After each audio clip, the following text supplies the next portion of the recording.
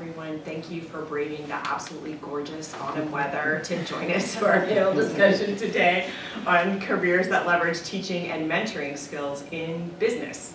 And we're really glad to welcome you to today's panel discussion as part of the Careers Beyond Academia series, sponsored by the Graduate School, the Office of Postdoctoral Services, and the Duke Career Center. My name is Melissa Bostrom, and I'm the Assistant Dean for Graduate Student Professional Development in the Graduate School, and I'm really pleased to welcome our panelists here today. Starting to your far left, I'd like to welcome Anna Lewis, who is Director of Recruiting at Trello. Yes. She holds a bachelor's degree in English and French from Rutgers, a master's in French from the Sorbonne, and because that was not enough, also a master's degree in English from Yale. Right. So, welcome. To her left is Paul Miceli, who is the Learning and Development Manager at Genworth U.S. Mortgage Insurance. He holds a bachelor's degree in psychology from the University of Notre Dame, which he might still be a fan of.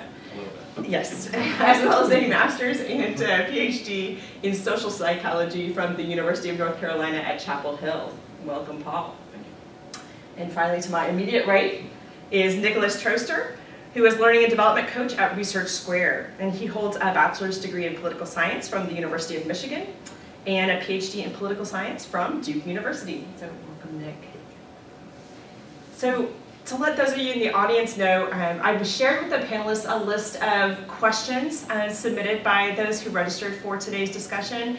And we'll start with those and then move to take questions from the audience for discussion. But also, we'll be kind of informal today, so if you have questions as we go along, feel free to just raise a hand and let us know, and we can interject some questions as well. So I'm going to start with Anna for this first question, so you're forewarned. Would you please describe your current job for us and tell us kind of what a typical work week looks like for you? Sure. Okay, so I'm Director of Recruiting at Trello. Trello is a tech startup. We're just about 100 people. And so my job involves running our recruiting team, which interviews, evaluates, hires people to work for Trello. We build a web app that's a collaboration tool for working on any type of project, whether it's a dissertation or planning a wedding, whatever. So I hire a lot of computer programmers. I also help hire across a wide range of roles: sales, customer support, product design, marketing. And so in my role as director, I run the team that does that. So I work with recruiters who are constantly sourcing and interviewing new applicants. So a typical work week, today's Thursday, I'm trying to think back. You know, I'm a big believer in rhythms, and so we have sort of a daily rhythm and a weekly rhythm as a team. Part of my job is keeping us on a certain rhythm. So Mondays, I sort of plan what the team is going to be focusing for the week. We have a weekly meeting on Wednesdays. We really try not to have a lot of meetings. So bare bones, that's our meeting on Wednesdays to touch base on all of our recruiting needs and where, you know, how our various applicants are doing. I also do one-on-ones every Wednesday, sort of the manager and mentor for the rest of the team. So I need to meet with individuals to see how their progress is going, any concerns, questions, issues. And frankly, we all stay in touch. We're all in different locations. We don't go into the same office. And so on a daily basis, we're just in constant communication through Slack. I don't know if you've used it, but an online kind of chatting tool for teams. So there's just so that's sort of a sketch of weekly and daily stuff, but there's a ton of variety, spontaneity. I would say I'm frequently interrupted. Part of my job is being very responsive in real time. So that's a sketch. Thank you. Sure.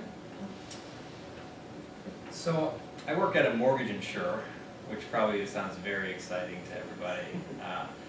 So what the company does is that when homeowners, just regular people like you and I, get a mortgage and you don't put down 20%, you need to have insurance on this for the lenders, for the bank that's giving a mortgage.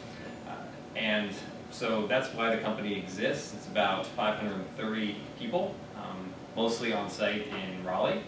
And we're actually part of a larger parent company called Genworth that is a life insurance company. It's based up in Richmond, Virginia. So overall, there's about 3,500, 4,000 people that work in the broad company, but the unit that I work for here is about 530 people. And I mention that just because in my role as Learning and Development Manager, we're sort of a mid-sized company, a little bit bigger than Trello, but not a very large GE-style company or something like Duke, where you might have a massive team and very structured programs and all these types of things. So instead, we're lucky enough to have a team of 5 people who do learning and development for the 530 person or people there at our site, which is actually quite large for that population. It's a very good situation. I've met many learning and development people that they might be 1 or 2 people serving that whole population, which becomes pretty overwhelming.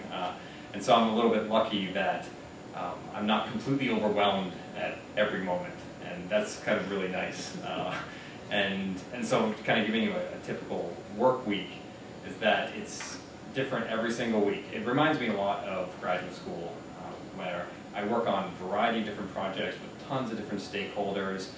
It's very customer service oriented, really. We're trying to figure out what people need and being responsive and getting it done really quickly. And so those are things that I like about it. It's fast-paced and slow-paced at the same time. So I have flexibility. I can kind of come and go as I please, except when there's a very large project. I mean, it reminds me a lot of what you're probably doing in kind of your teaching and research here. And so some of the tasks that I do, I design and deliver courses.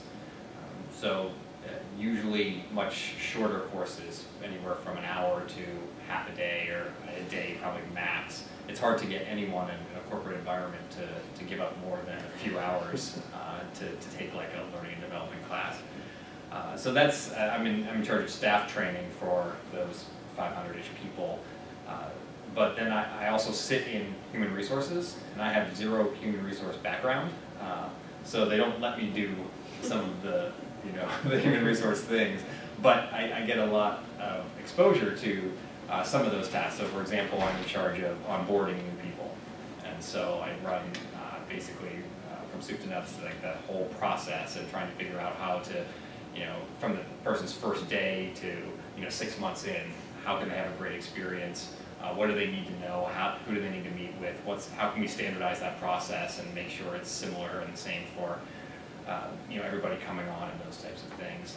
And so then I also do a little bit of sort of organizational development and facilitation. So if teams have, they want to have someone facilitate a team building session or an innovation session, or occasionally if they're having issues within their team and they need sort of an independent facilitator to come in and sort of work through that. That's more of the HR types of things that we get a little piece of. And so, again, it's pretty varied.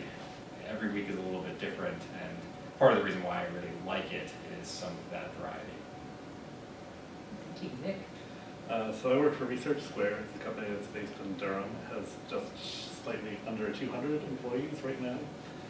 We're an author services company, so we translate and do editing for authors who want to publish in English language journals but don't necessarily have native English speaker writing skills. And then a bunch of other things that flow off of that as the primary mission of the company. As learning and development coach, I'm also, like Paul, part of the HR group, and that means that there are a whole bunch of different things that I do. So there's also, similar to Paul, there's not really a typical week, but most of the work that I do works on a quarterly rhythm, so every 3 months is more or less the same sort of chunk, and then it just repeats itself throughout the year. But I do a number of different things. So we have what's called a multi-rater feedback process.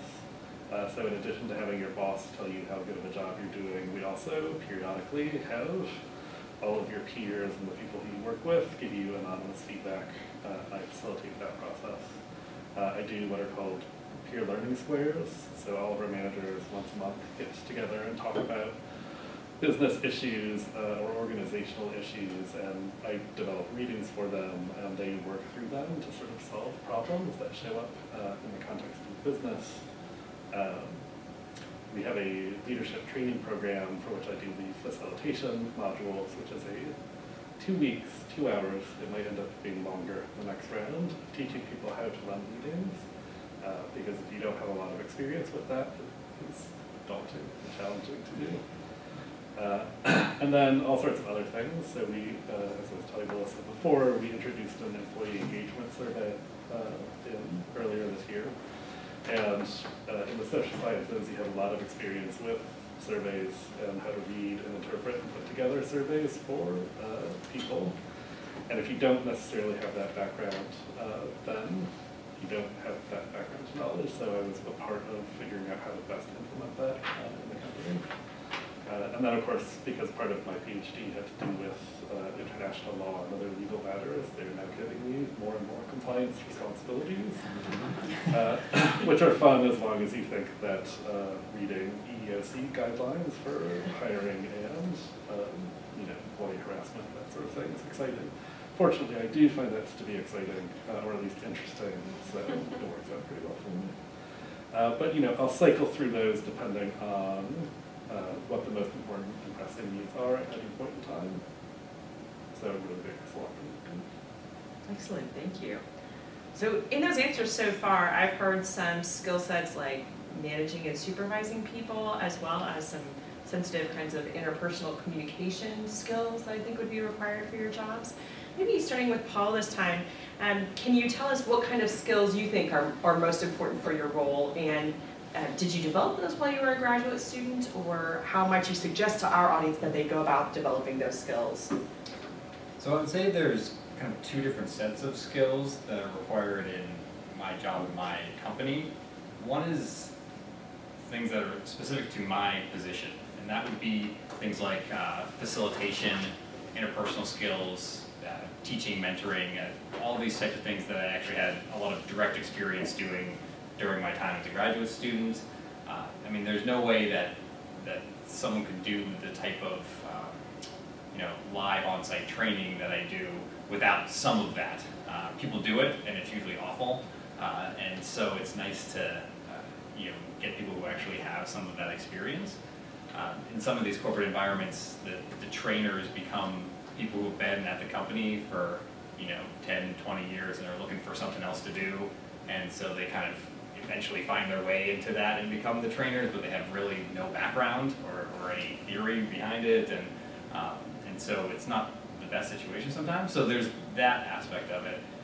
But I found just being in a corporate environment, there are some very sort of concrete skill sets that are necessary across the business. Something like project management, execution. Yeah, can you follow through on what you say you're going to do? That's probably the #1 important thing. And that's not just a corporate environment, that's kind of everywhere. That if you really want to be good at your job, if you really want to make a difference, you want people to rely on you and actually come to you for things, hear what they say, tell them that you're going to do something, and then deliver it. It sounds easy, but that is not something that many people can do really well. And they sometimes you just take on too much, and I think this is sort of a grad student thing. You end up taking on way too much, and then you can't deliver because there's just too much to finish, or you're trying to work way too hard and sort of burn out. Another grad school type of thing.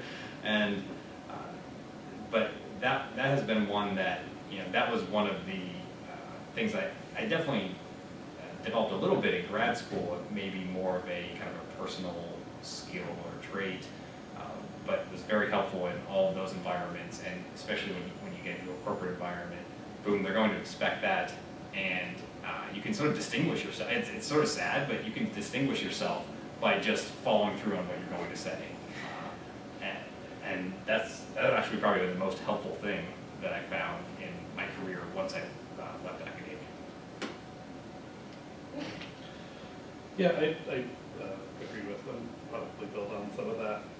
If you've had the experience of teaching your own course, you have had more project management experience than a lot of people who come straight into the business world. And like a lot of other things, it's thinking about how to reconceptualize the things you've already done in the language that business, the corporate world, is going to think about it. You know, because a semester-long class is 30 meetings, all of which are designed to get a bunch of people into the room in order to accomplish a certain set of goals at the end.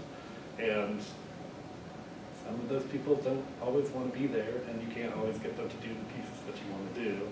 And you have to figure out how to use carrots and sticks in order to motivate people in just the right way to get them to do things that you want them to do. And for any management position in any company anywhere, that is the essence of what exactly a management position is. That's not easy. And even if you don't necessarily feel like you're very far along in terms of teaching skills or abilities, that's still pretty far along to be. And there are a lot of things that are along those lines. You know, so if you have dealt with students crying during office hours, or people bargaining over what their grade is going to be on an exam, and you have come to the equilibrium point that a lot of people do, where you're pretty okay with saying, no, this is the expectation, and you need to meet the expectation. Again, that's a skill set, that's an ability to do something that not a lot of people have, that you have developed that then translates pretty directly into a whole bunch of different things in the business world. And in particular, you know, motivating people who don't necessarily want to be doing stuff. And that includes yourself. You know, I have this chapter that I know that I should write, but there are no actual deadlines, and if I decide not to work on it today, no one's going to find out. But to be able to build that responsibility, that time management into yourself is also something, you know, if you complete a dissertation, you have done a tremendously complicated project that probably takes you multiple years, which is already something that is more impressive than a lot of people would otherwise be able to do just right out of the gate in business. And so it's really just sort of thinking about how to recontextualize all of that stuff that you already have done or are in the process of doing. Yeah, so I'd echo much of what has been said. I think just to sort of say some different things, since you're all students in the humanities and social sciences, right? I think one huge asset is just honing your judgment. I just think that it wasn't my reason for studying the humanities, but I do think that just spending years reading and writing and analyzing, it becomes incredibly valuable if you do switch out of academia into a business setting. And that's not to say that you're going to really be necessarily doing such long-term intellectual projects at that type of depth, but I've found that, you know, my job involves a lot of just judging people, judging performance, judging difficult situations in a workplace, conflicts, and it's very valuable to have read hard texts for a long time and argued with people about them.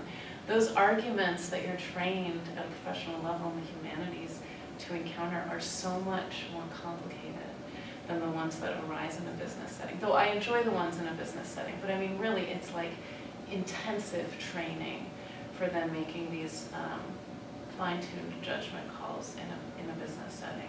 That's not to say you'd be trained to sort of like make the business decisions. That's a different field of expertise, but so many just people-related, ethics-related judgment calls come up. So I've found that valuable. Writing skills in general, the level at which I imagine grad students that do write is probably very high compared to just sort of the average level of writing skill that I see come through on applications all the time. So, and that's part of communications. If you can be very clear, it's surprising how rare it is to have a clear communicator and how valuable it is to just be able to say things clearly, either in person or in a written form. And I think the last thing I might add is someone mentioned running meetings, which is a skill set.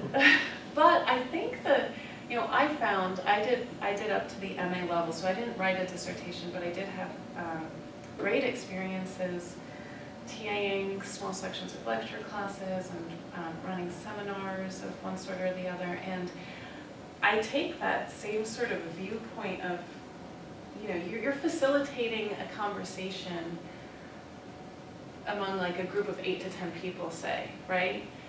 You build that skill set as a teacher for sure. And so in a meeting, at its core, right, I want to make sure that different people have the chance to speak, that different viewpoints, you know, sort of all the issues are being thought about, are being raised. A lot of people feel uncomfortable in that setting, or they don't really know how to handle it. But if you have some teaching experience, that's basically running a very particular kind of meeting. So that's what I'd say. Thank you. Sure. For the next question, I'm going to start with Nick. And that is, can you tell us a bit about your career path that led you to your current position? So I graduated from Duke with my PhD in 2010, and I did what is pretty typical for social science PhD graduates, which is to say I had a bunch of one-year positions. So I was at Princeton for a year, I came back to Duke for a year, I was at the University of Chicago for a year, and then I sort of decided that I was not interested in continuing to move to other places. In fact, like Durham the best of all of them.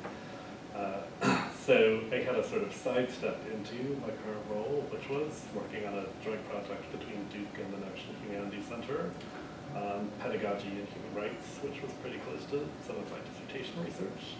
Because a professor of my acquaintance had a grant to put together a website on this topic, and it was more in my area of expertise than in his, and so I got sort of tapped to be the person who did that. And while I enjoyed that experience, it was also a very intense one.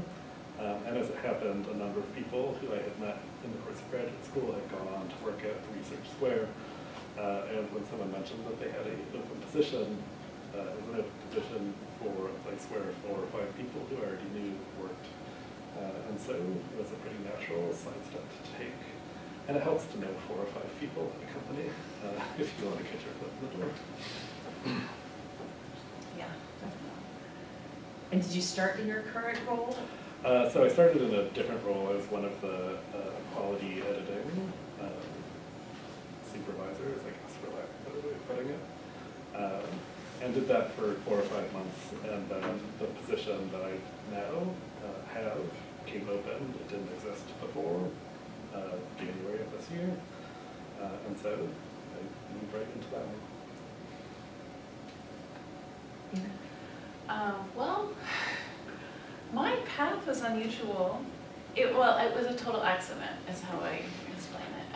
I quite abruptly decided, you know, it'd been brewing for a while, but came to the conclusion that I really didn't have the kind of, I didn't consider myself a scholar really, and so this PhD path wasn't for me, and I just quickly decided to leave graduate school without much preparation. I wouldn't really recommend that. I'm now aware of lots of alternative ways to conduct a career shift. But anyway, my own story is that I wound up moving from New Haven to Brooklyn and worked a tiny little PR job that I found randomly on Craigslist for about 6 months. That was kind of a disaster. Accidentally learned of a part-time temporary office manager job at a software company, not knowing what really software was at all, and took a look at the website, and it seemed like smart, interesting people worked there. So I applied, I got that gig, and it really was a very low-level role. So that was a hit, in a sense. I mean, I really had to swallow a lot of pride, right? You're in an Ivy League setting, the upper echelons of academia, you make a shift, and I was helping to run an office, so building shelves and loading the dishwasher and cleaning up after lunch and ordering food and planning events. Planning events was slightly more interesting. Anyway, that worked out and I wound up getting pulled on full time. And because of the things that I mentioned earlier, especially writing skills, I got sort of looped into helping a little bit with customer support to answer customer questions, demonstrated my writing skills, asked a ton of questions, and got pulled into recruiting because there was, that was sort of one of the roles in a software company where someone with a humanities background would be able to develop a skill set. Now there are so many more options for actually becoming a programmer, if that's the direction you want to go, which could have made sense if that had existed 8 years ago. But anyway, I wound up sort of accidentally getting pulled into recruiting, really enjoyed it, and I've had the chance to work at a couple different companies that I've kind of stuck with that line. There's not really a career trajectory in the way that academia has a very clear sort of path,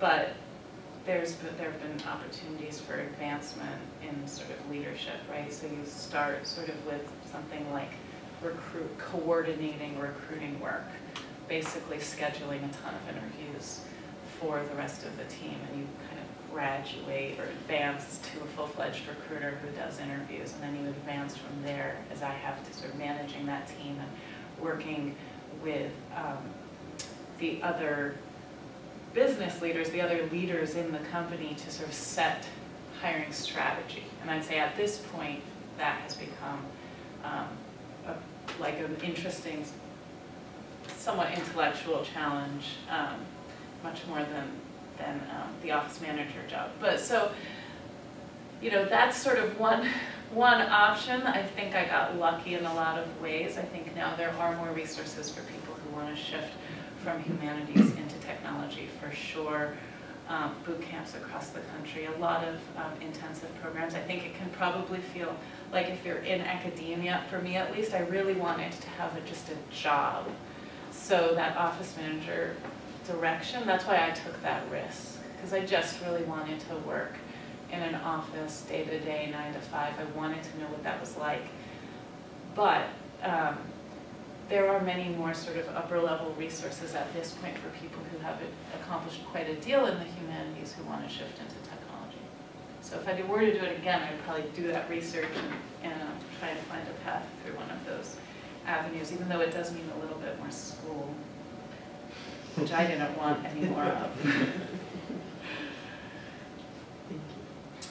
So I graduated in 2012, and then my first job right out of school was here at the Duke Career Center. And so that's where I met Melissa. I was working with master's and PhD students, doing very similar things. We have organized similar types of panels before. And that is not the easiest transition. It wasn't a difficult transition for me, but even getting a job like that, it's not the easiest thing in the world. Now there's more people like you and me and Melissa who are doing some of this type of stuff, so it's a little bit more common. But even just 4 or 5 years ago, it's not like they look at someone with our resume and say, yep, they're the type of candidate we want. And so I think I was lucky in a sense too, that I was looking for a way to stay here in the area. I decided, my last couple years at UNC that, I really liked the research I was doing. I was pretty good at it, but the lifestyle, the career path, the hiring process, going on the market, it wasn't something that I could do from a personal and family standpoint, and so I was actively considering lots of other options. And so when I was coming out, I finished my dissertation. This is a little bit odd for many people, but I finished it in like 6 months from start to finish, and it was because I decided that I was kind of like, I'm getting out, and there's no reason to kind of continue on. Like, I had accomplished everything that needed to be accomplished, and what are my other options? And so I was actively applying other places, networking, trying to figure out what the options were. I applied to multiple different positions at Duke and similar types of institutions to stay in an environment that felt comfortable, you know, that maybe would appreciate my background and experience more than, say, some corporate environments that typically have zero insight into what you're doing in your degrees.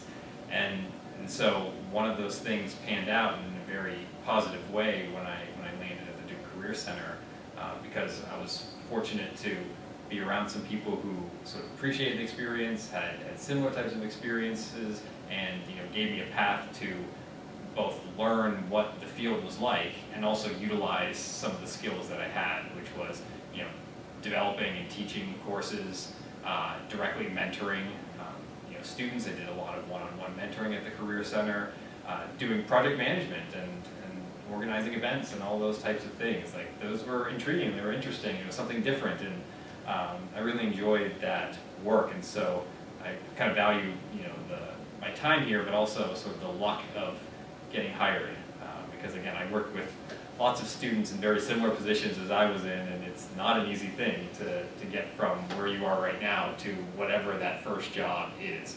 And it might not look like whatever you think it, or hope that it would. And so then it's not a typical career path to go from something like that to where I am now. Many people, I think, would like that to be the case, but I was lucky again. You know, I met someone in my time here that had corporate experience, and, you know, ended up having a position available, you know, about 2 years ago. And, you know, so when I was applying, not only did I have an advocate, but I had someone that was important in the process that would value my experience and understand that someone with our background would make sense in this type of situation. Because when you get into the recruiting world, it's very easy, it's very difficult to look at someone who doesn't fit in a normal sense and find where that makes sense. I mean, I don't know how it works sometimes. And that's why I struggle. People ask me quite frequently how they could get into what I do, or something similar. And it's not as easy as, you know, get that resume or CV up to snuff and, you know, throw it up into the recruiting system and hope that it filters down to the right hiring manager and then get an interview. And I mean, oftentimes you're not getting past that first, you know, spot, you know, when it's hitting the recruiting website. You know, it's different when you're actually interacting directly with the people who are hiring, the people whose team you're going to be on, and you can, you know, kind of be able to explain some of these soft skills, these transferable skills that we've all sort of mentioned, that make sense, that you all have, that would be great, and we'd love to have you in these roles. But to get to where you can make that argument, that's the gulf that you have to sort of traverse. And so, again, I mean, I was lucky in the sense that I was able to have a connection. Now, it's not as easy as, oh, you know somebody, you still have to, you know what you're doing, have the skills, go on the interviews, make sure that, you know, everybody who may not understand your past experience, it's on you to explain that, to translate that, to do all the research about what the role is and how your maybe very different experience can't make sense in that situation. So that was a challenge, you know, all in of itself. But just getting to that point where you can even do that is difficult. So that's kind of been my path then, and it's, you know, a little bit of the normal throw out a bunch of resumes to open positions that you're finding on, you know, LinkedIn or Indeed or any job site that you're going for. That's how I ended up here at Duke. I mean, I went to the Duke website, I looked up positions. I didn't know anyone here at the time. I didn't get any like special treatment or anything, and, you know, made it through that process, you know, and the full interview and all that kind of stuff. But, you know, how I got here in the corporate world, it would have been very difficult. I mean, if I didn't, I mean, I look at other jobs sometimes, I'm thinking, they would never hire me. Like, how would I get in front of the person to make my case? Now, even just a year and a half after being in a position, now I'm a great candidate. You know, because not only do I have a PhD and it looks really good, but I have direct experience that anybody can understand in that business.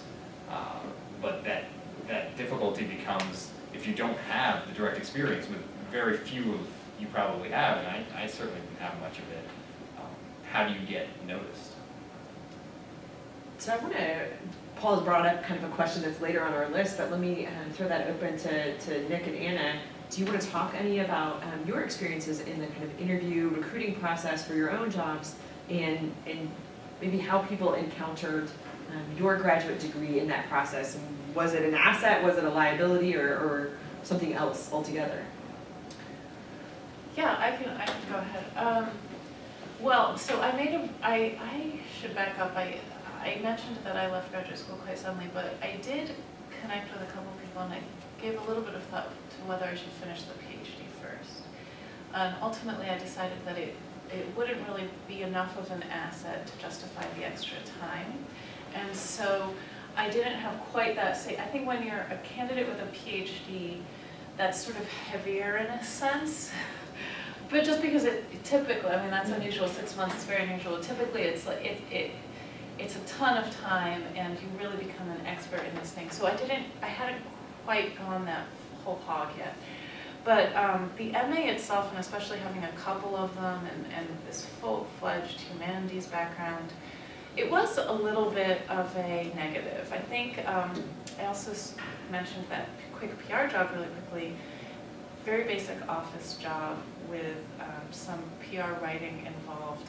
I just didn't enjoy the job. It was a very small company, but I do think it was important. I don't think I would have gotten the interview for the sort of better low-level job at the tech company if I hadn't found an opportunity to demonstrate that I can show up to work.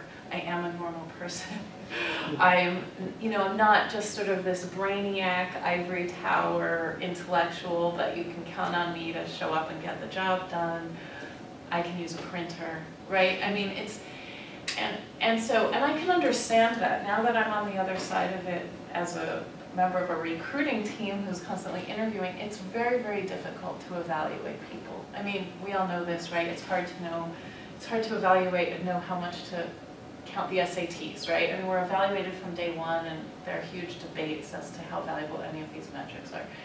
It never ends. It's still, like in the working world, incredibly difficult to evaluate people. And when someone is from this different universe with a PhD or a master's or whatever it is, it's just hard to visualize what it's going to look like for them to bridge over into this other work environment. And so in my case, having a stinky office job wound up being sort of the token example that I could point to of like, see, I can do these basic things.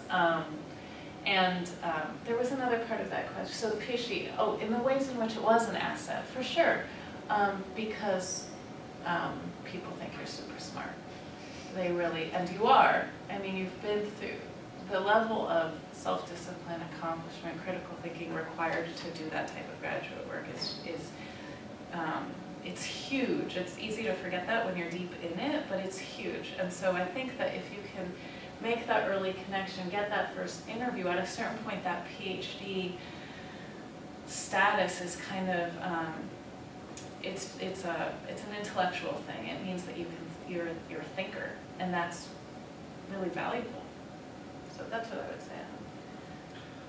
So my experience is a little bit different because Research Square hires primarily, if not exclusively, primarily PhDs.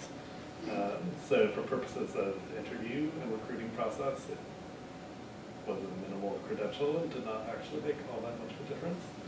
But there are some different challenges because most of the editing that we do is in science fields. I had to demonstrate some ability to be able to quickly assimilate the language and conventions of disciplines that were like, if you've never read a virology paper, they're very difficult to understand, but you can figure out what the syntax is supposed to be, the sentences. So that's the sort of, that was the complicating factor for me with that initial step. I do think, to build a little bit off of Anna's point, part of the problem with being a PhD is that you have this very impressive credential, and a lot of jobs, most jobs, possibly all jobs, involve a lot of doing the same thing over and over and over again. And one of the things that I think, even at Research Square, one of the things that they really drill you to sort of see is get a sense of whether you're okay with, I'm going to spend 40 hours a week editing papers or checking the edits that other people have done. And you're going to look at papers, you're going to become really familiar with the conventions of all of these fields, and you're just going to see them over and over and over again. And are you really going to be okay with just doing the same thing over and over again? And that's a point where you have to have some sort of affirmative argument to say, no, I really would be interested in doing the actual work of this job, but I'm not just waiting for a management position or some other position to open up in the company that I would then move to. So being able to sort of find a way to speak correctly to that, I think helps a lot. But similar to Paul, now it's a much easier process because now I'm technically in HR and will probably in 6 months have the standard HR credential, and then there are all sorts of jobs that I would potentially be able to do if I'm interested in them.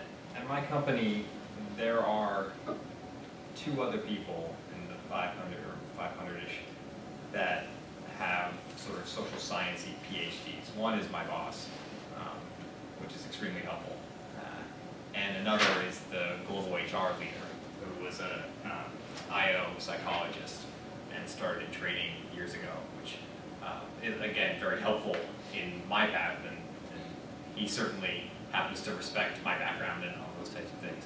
There are a handful, maybe 2 or 3 others, who have very analytic PhDs, and they're in very analytic jobs. And so in their cases, their PhDs are either expected or certainly appreciated, and you have a very technical skill set, and we're hiring you to do very similar things.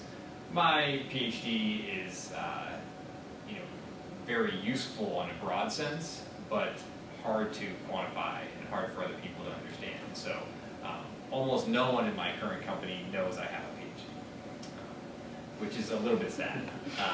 And very different than when I was at Duke.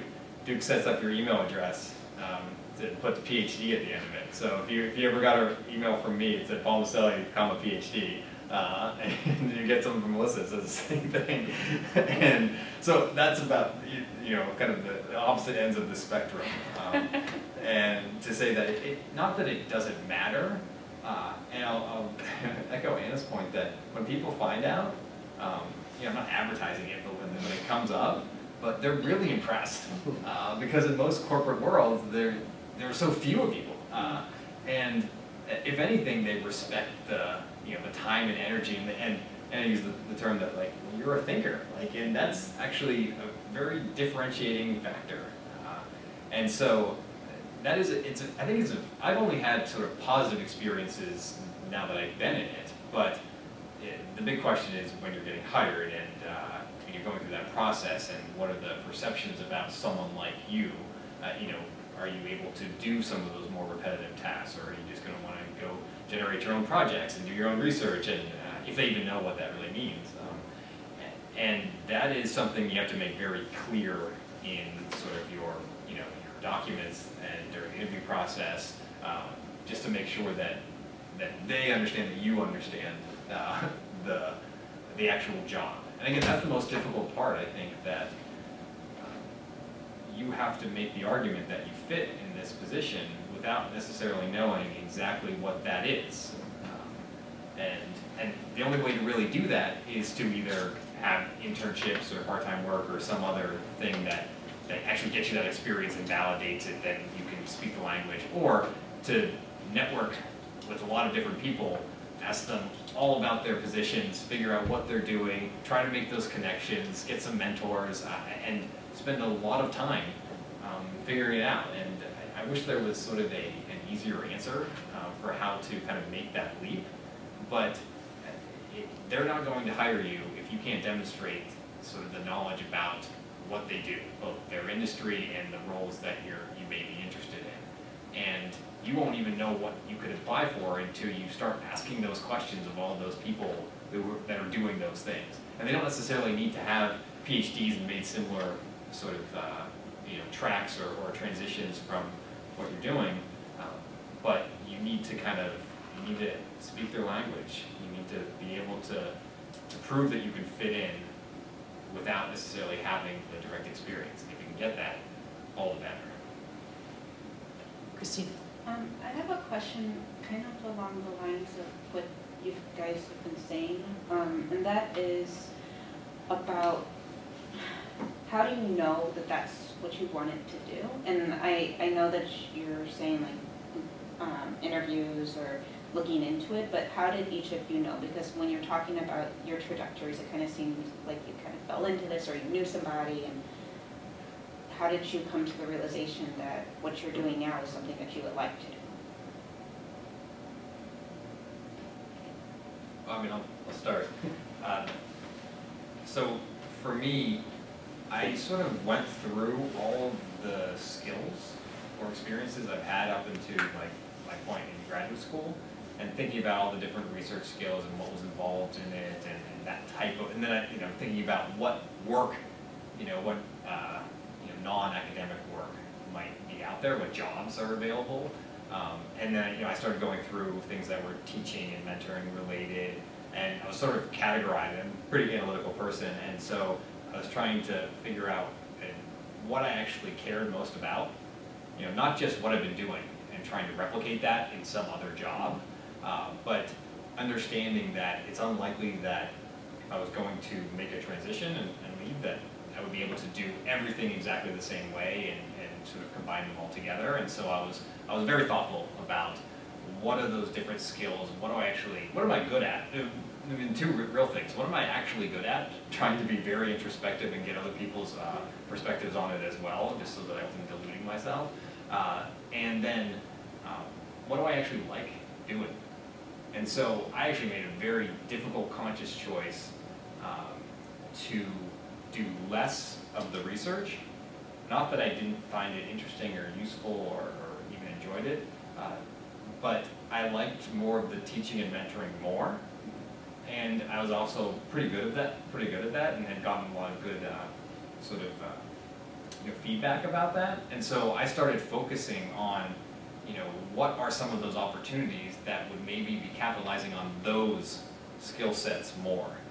And I knew at that point that I would be losing some of the very analytical, research-based types of functions. I mean, for a social scientist, there are some decent segues into research-based careers in corporate worlds or other things. I am not on that track.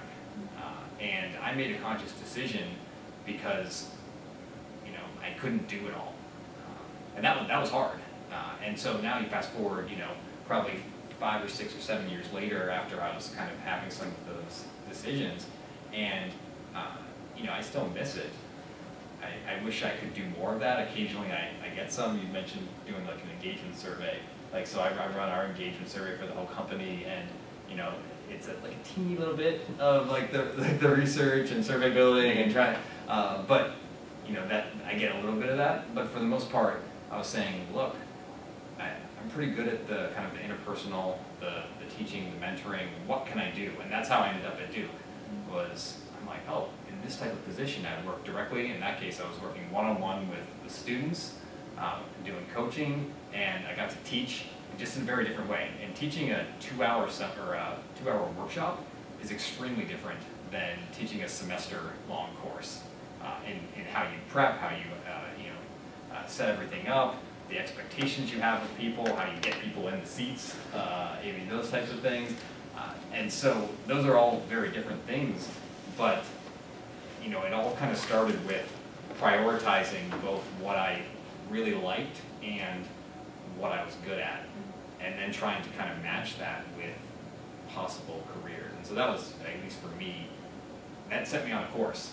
And it was a complete career curve transition. And once you go, you're on a separate course. I knew that. I'd have conversations with students all the time about that, and they, you kind of know it too. And I think part of your question is, that if you get on the wrong course, is that, so? It's more, so if you're gonna make a change, like being sure that you identify that the change is going to be a good one, Yeah. you know, and that you're happy in that change, and I imagine that answer will be different for everybody.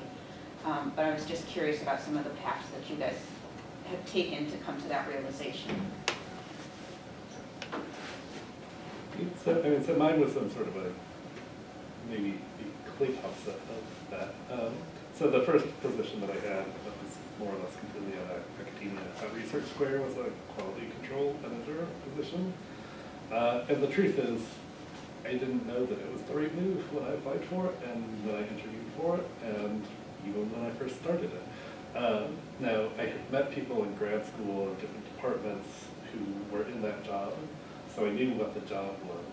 Like, intellectually, I understood what I was be spending my time doing, and I knew what the company culture was, and I knew that I had a reasonable expectation that if I did pretty well within 6 months or a year, there would be opportunities for me.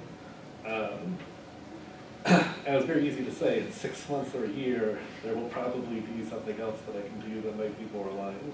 But, you know, when you're actually thinking about doing that first job,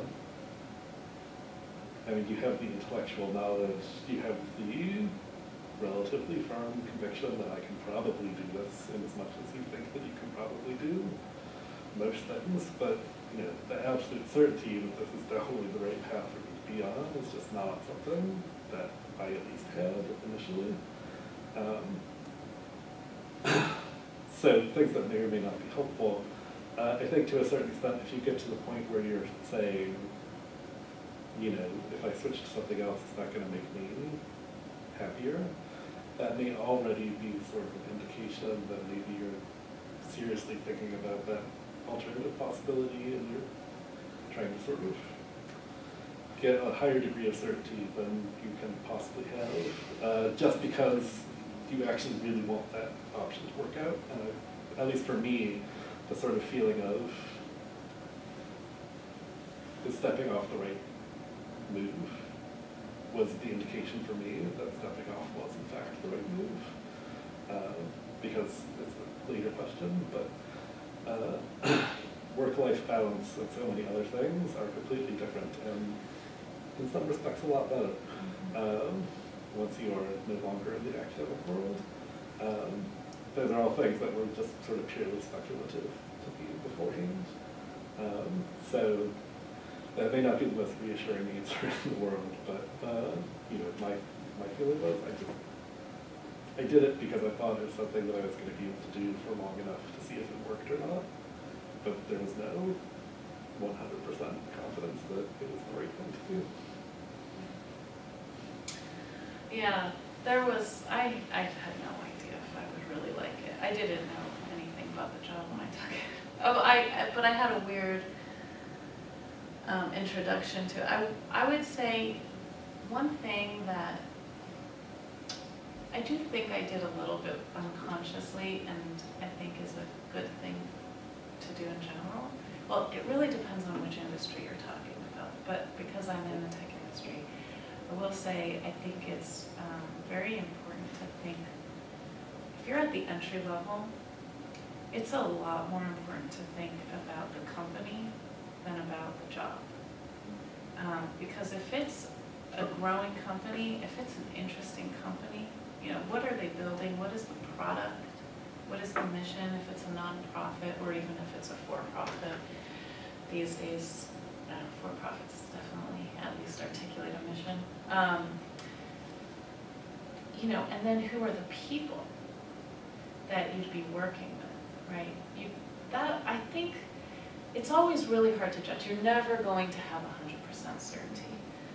But if you are pretty early in that prospective career, which you would be because you're making that shift, right? Then ideally you'd find an organization that has, that's building something interesting, doing something interesting, and where there's potential for growth. You have reason to believe that they're going to be growing. Or when you go in for interviews or you check out their website, you know, you're looking for evidence that they are gonna engage with you as a person, right? So you get that foothold into that organization, put in your 6 to 12 months or whatever it might be. If it's a great company, then I think there's reason to be optimistic that even if that exact job isn't a fit, you're just gonna learn so much to have made it worth it to try it out. You might not even stay there, but you'll probably wind up learning stuff and making those early contacts to be able to move on from there, whether it's to a different team at that company or whether it's to a different company altogether. It's those early contacts are really going to help you find the next thing. It just multiplies from there, so that you're not necessarily stuck right away. And I would say that, like when I was coming out, I did something very similar where I was looking for an organization that I thought was worthwhile. And so when I was looking in for a bunch of different jobs, it was, you know, partly what matches, what skills, you know, I could try to utilize. But you know, I applied to a lot of jobs at Duke and UNC and other types of research institutions like RTI, places that I'm like, okay, I know that other opportunities exist beyond this one job that I'm applying to, because I don't know. I don't know what like if it's going to be the right fit. The two main jobs I was deciding on right after graduating was the Duke Career Center job and a job working for the IRB office. Very different types of roles, very different day-to-day, different skill sets. But you know what? I probably would have done okay in the IRB office because I would have been in an organization that I was proud to be a part of.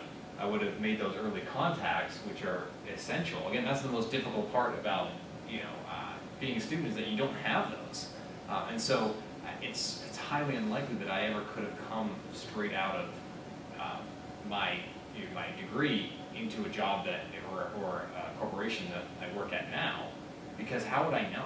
How would I know what the company, even what the company believes in, or what people? As I said, the reason I like my job is that I had a couple years to actually gain those skill sets, learn what it was all about, really start to finalize, oh, I do want to do this. And then I was lucky enough to get a contact and know what it was going to be all about. If I had no idea going in, who knows what you're going to get? Yeah, I mean, I think in some ways the academia model could be a little misleading because there's more or less one career path for people. I mean, there are various ways that you can do it. You can spend more time at one stage or another. But realistically, even if I hadn't ended up in HR, there's still been management possibilities for me, and I could become an operations specialist at our company. And those are other things that might be just as interesting to me in some hypothetical alternative universe, counterfactual, where that actually happens. And I think that's sort of, to get to Paul's point, like once you get your foot in the door, then you realize if you're a talented person who's motivated to get things done, you will have some sort of career path. And even if you don't necessarily know what it is when you start out, or even after 6 months, that doesn't mean that it doesn't exist, and you won't be able to move to the stuff that's interesting to you. Because companies love having people who are very good workers. And if you are a high performer, they will be glad to do things to make you happy. Yeah, they'll find a place for you. I want to pause here and ask if there are other questions from the audience. So Nicholas, you hinted at this a little bit with the work-life balance, but I guess just in general, what have you guys found in the corporate world that sets it apart from academia in really good ways, and also maybe some things about academia that you do miss? I suppose I took this up. Yeah, go. So my experience in graduate school, which I have reason to believe is relatively common, is I spent pretty much all of my time worrying about whether I was getting enough stuff done. That doesn't really happen anymore.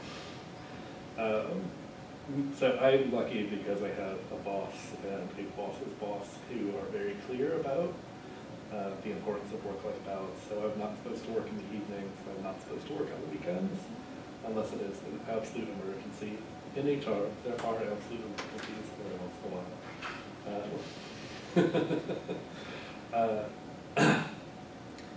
And so, you know, I mean, that doesn't mean that I don't think about projects and other things that I have ongoing the rest of the time, but if it's the weekend and I don't want to open my work laptop until Monday morning, it just stays closed, then everything can just be dealt with on Monday morning, and that's fine. Which was itself an adjustment. And in a company that has a lot of PhDs who come directly out of grad school, teaching this to people is also a sort of ongoing process. But in that sense, it's pretty, in one sense, it's a pretty immediate, straightforward improvement in work-life balance. Go ahead. So in my role, and even when I was here too at Duke, it was pretty much 9 to 5, no weekends, you know, besides some occasional types of things, which is one of the main reasons that I'm sort of attracted to it. That, you know, I was certainly working more in graduate school than I do now, and that is it's just a huge thing. It's very important to me, and you know, trying to deal with my family as well, trying to make that all work. Like it's pivotal, and even beyond that, I have flexibility even within my days, like to come to a panel here at Duke on a normal work day. You know, like that's not the case, you know, in all jobs, and it's something that is vitally important. That, you know, I'm not expected, even if it's a 9 to 5 job, that I'm not expected to be there physically from 8:30 until 5, and people are going to check on me. Like that would drive me nuts. And that's, I think, part of the grad student in me being like, don't check out on me. Like I can handle myself. But a lot of people do need that. Like, you know, when you think about management and how you do that, I work on a team that's, we have a manager who we all trust, and you know, he trusts us to get our work done. And it doesn't really matter how you do it or when you do it. I love being part of that environment. But a lot of the rest of the business that I'm in, not necessarily the case. There are plenty of people that the expectation is long hours. You know, we have people in accounting and finance. That's just their world. Like they don't know anything else, and the expectations are that too. And it's very sad to me, but that's the expectation there. And then the other sort of we have sort of, you know, the difference between non-exempt workers and exempt workers. You know, if you're exempt, you're exempt from overtime, which means you could work more than 40 hours a week without getting paid. So the non-exempt people, you know, they're very much 9 to 5, clock in, clock out type of thing. But once you get into that non-exempt category, who knows? And a lot of it has to do with your direct manager and the expectations of the, you know, the company. And unfortunately, for a lot of people in my company, they kind of have this somewhat archaic view of like working harder or working more hours equals better in some way. And I don't necessarily, you know, subscribe to that. But I've seen it both ways. It's weird. Like you know, you start to evaluate how much you care about flexibility and work-life balance versus, you know, career advancement and salary and bonuses and, you know, accolades. It's something very individualized. For me, if they, you know, said work 20 more hours a week, but we'll give you a, you know, a 20% bump in salary, I'd be like, no, thank you.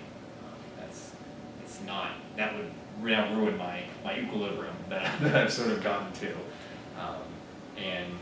And again, sometimes you can be very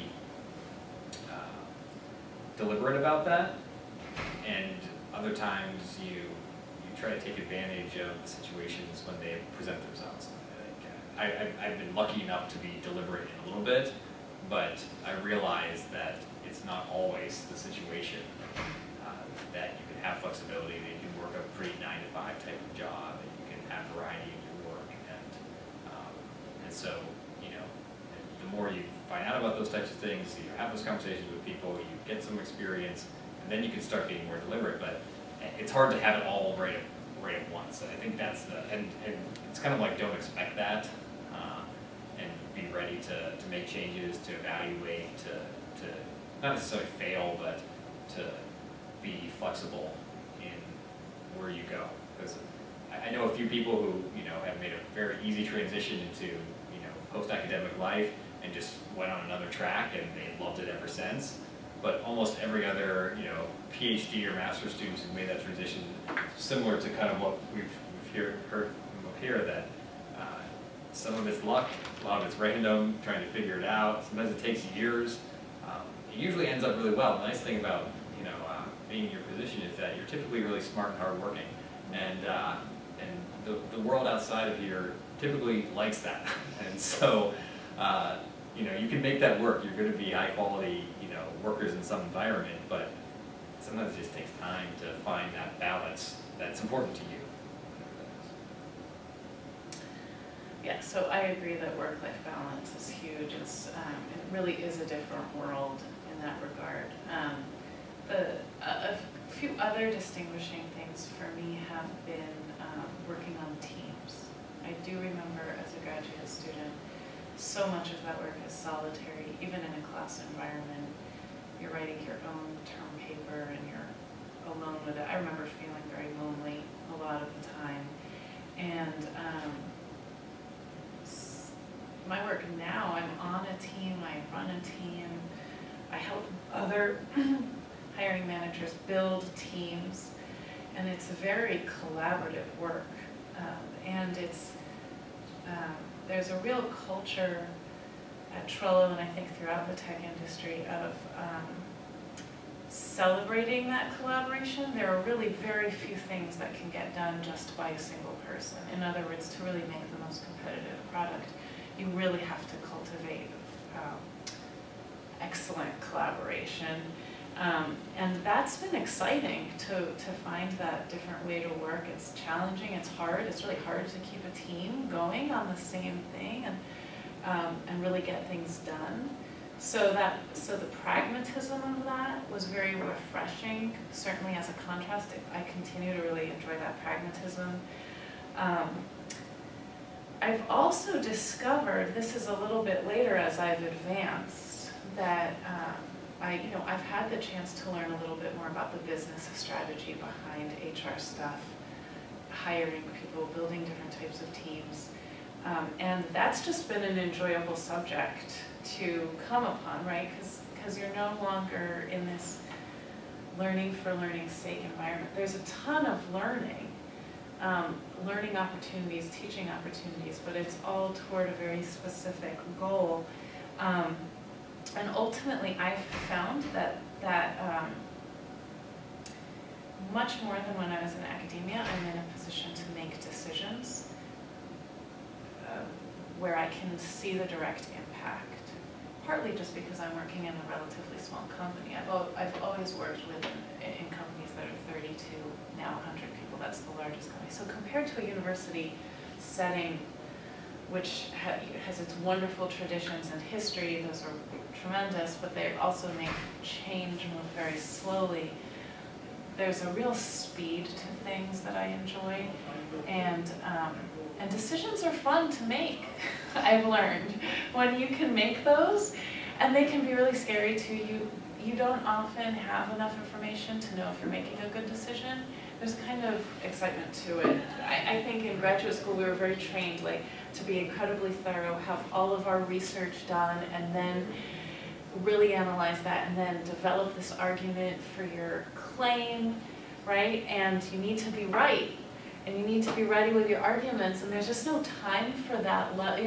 It's important still to be right in business, but it's a different speed of things. And so oftentimes the real challenge for me has been having flagrantly imperfect information and just still having to make a decision. And there's no choice. You make a decision and then you see, was it the right one? It's not always the right one. But I will say the thing I miss, the flip side, is the subject that I was studying originally, right? So very, very far at this point from literary analysis, reading, writing about literature and language, and I do miss that community of people. I'm pleased that I've held on to some really great friendships that I made in graduate school that continue to be sort of intellectual relationships for me.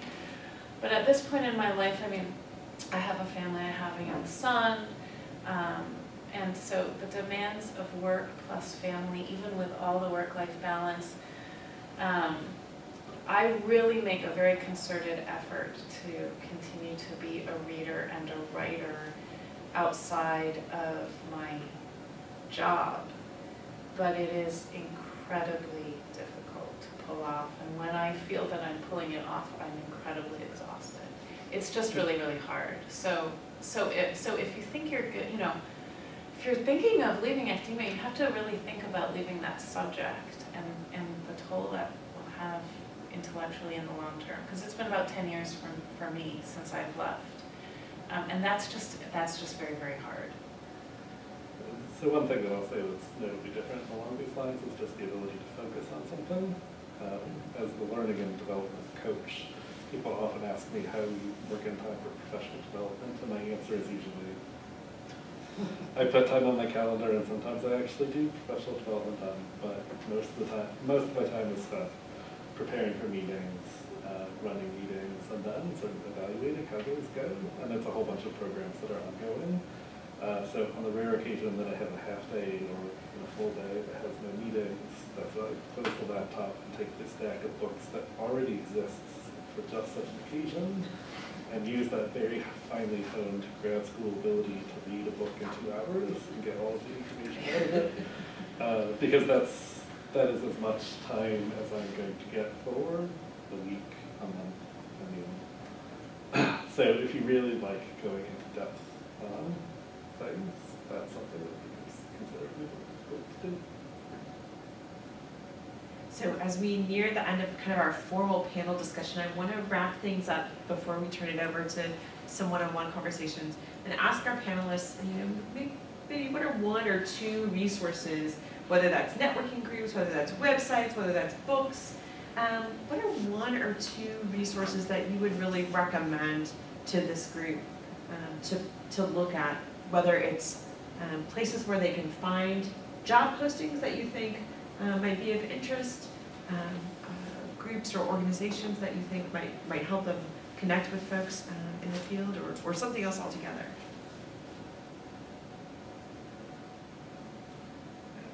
Let's start with that. I haven't found any great resources that are going to help lead you to exactly what you want. I wish I did. I spent many years trying to get those, you know, their correct resources to their correct students. I find that it becomes highly personalized. That, you know, depending on your current field and then some of the interests that you have, you know, I would highly recommend that you do, you know, your own personal skills inventory and sort of, you know, some of those types of personality and, you know, kind of trait assessments, just to have, you know, some at least initial thought about what you're really good at, what you care about. I really liked a values inventory. It's really about what do you really care about. You can't do everything. You can't do it right now, just in your current world. Now, how do you actually prioritize that, and can you use that to sort of narrow down your career search, your options? And so once you've done some of that background research for you personally, then you can sort of narrow into, you know, using LinkedIn and other, you know, sort of online tools, which, you know, they're imperfect. And you're often not going to get exactly what you want, but you can find actual people in actual companies doing actual things. And the only way you're going to actually, you know, gain something from it is to contact them directly. You can try via LinkedIn. I know that doesn't work a lot of times. There's this other tool I like that you can figure out what a company's naming or email convention is. And so if you know the person's name, you can basically cold email them, even if they don't publish their email address anywhere. I think you'd be surprised at how many people, like if you emailed, one of us, you just found us in some way, or you just put together our names and our companies and you shot an email, how many responses you'd actually get. When you spend that time, it's not easy and it's time consuming. But if you actually reach out directly to people and you say, look, I'd love to hear more about your role, what you're doing, how you made a transition if that was the case, or just what you do and what's important and what your work-life balance is, and setting up these informational interviews. I found that to be not only extremely useful in the decision process, like not even talking about specific job opportunities yet, but trying to figure out where to focus. It's like you got to do a lot of that personal work initially, so that when you do find people to contact, you have that base about what you bring, what you care about, and you can drive that conversation and let them, give you advice, give you information about what it is, and so then you can make those connections, and you can ask them if they have other connections, what other roles exist, what other companies, do they know any people, and again, that takes a ton of time, a lot of sort of forethought. You need Excel spreadsheets and you need to track that stuff because you can't just let it happen. Maybe you get lucky and you meet someone out somewhere, or you apply for some random job, but it's not the greatest way to do things. I mean, I would have said that I would have hoped that I had done more when I was still a graduate student, and I was probably at the top of the curve for some of those things, because I had a little bit of experience and I had known for a couple of years before I finished that I might be transitioning, and still I was unprepared. Where I was in the same spot where I'm near the end, I'm like, well, what jobs, what companies, and you're relying on a lot of sort of randomness there. And so if you want actual tools, go to the Career Center and talk to one of them and have them show you all the specific LinkedIn tools beyond just going on LinkedIn and searching randomly, because there are a few things that are useful to kind of navigate through, but really just use that to get people. Like that would be my main advice, is go talk to people directly and have them tell you exactly what it's all about, so you can figure out if that's even something you want to try to do, or how's the best place to find the actual job. Corporate environments really care about LinkedIn in a way that academia, at least in my experience, really did not. And the state of your LinkedIn profile probably tells people a lot about your seriousness as a job candidate. So I'll throw that out there. I have a couple of recommendations for relatively painless things to look at if you want to get a sense of what the business world is like. I assume that Duke probably has an institutional subscription to the Harvard Business Review. And they do both actual articles and also shorter blog posts. And the problems of companies are perennial and constant, as any social scientist knows from talking about institutions. And that gives you, but the language in which it's talked about changes. And that's a really good, up-to-date, these are the problems that all different kinds of companies are having. And if the sort of things that show up in there seem appealing to you, that's probably a good indication. And book-wise, I tell all of our managers to read Peter Drucker's Management, because as management books go, it's written by someone who has training in other things, so it's less painful to read than a lot of the management literature. And again, it gives you a pretty good idea of how business works and what the things are that people are likely to care about and what the big problems that face those companies are. And I think that also gives you a relatively good sense whether you're at a tech startup or something that has just grown out of startup phase or is actually a real company. Gives you a good sense of the kind of environment that you might be moving yourself into. Yeah, those are all great things. I think I would really stress the people contact. I mean, speaking as a recruiter now, we're always encouraging referrals, right? Because it is so hard to evaluate people. We try to be incredibly good at evaluating people, but still you're always taking a risk when you hire someone, and it can be very costly if it doesn't work out. And so if someone can vouch for you, if they've worked with you in some capacity, that's phenomenal, but it doesn't necessarily have to be that direct. If you make an effort to seek out that conversation over coffee, they can vouch for, you know, hey, I spoke with this person, he or she seems really promising, and I just heard my company's opening up such and such gig. You know, you have to really, it's very time consuming. You have to do a lot of that because there's no, you don't know where that avenue is going to be, but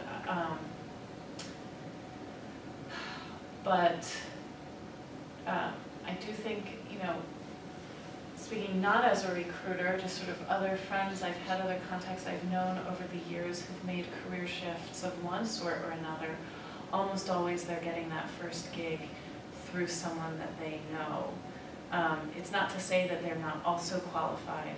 It's just that to really demand to command the attention, right, when you are from a different universe is difficult. And so that to sort of make it happen that first time is just, it's tough, and it's very, very, very helpful. The chances really do increase if you know someone, and they know you, and they can just say, hey, I know this, I've spoken to this person. It's effectively saying, you know, if I know that a coworker grabbed coffee with someone one day, they effectively quasi-interviewed that person. It wasn't a structured interview in our process, but they conducted, in the guise of a casual conversation, some sort of very, very basic initial screening that's enough for me to say, sure, I'll do an official recruiter phone screen with this person to really learn more and see if they match up. And I think that being part of the Duke Alum Network would be one of the best early places to go, because I think people people who are sort of mid-career, maybe like my stage, like I'm already a little bit beyond entry level, people just love to help entry-level people, right? I mean, we're just sitting there doing our boring job, and suddenly, you know, someone emails us asking for help, and it's so flattering, right? And you want to really help. And I think that there's more of that than you might think. So so don't hesitate to do a little, you know, do some internet stalking, find that person online, really get a good sense of their background, write a very thoughtful email, very tailored email that communicates, hey, I'm not going to waste your time. I have some substantive questions about your industry that I'd like to ask you, and I have reason to think you can answer them, right? And you know, that's a great start right there. A handful of those targeted conversations. So with that, I'm going to wrap up the formal conversation here at the front of the room with our panel, and please join me in a warm round of applause for our panelists today. I want to mention just before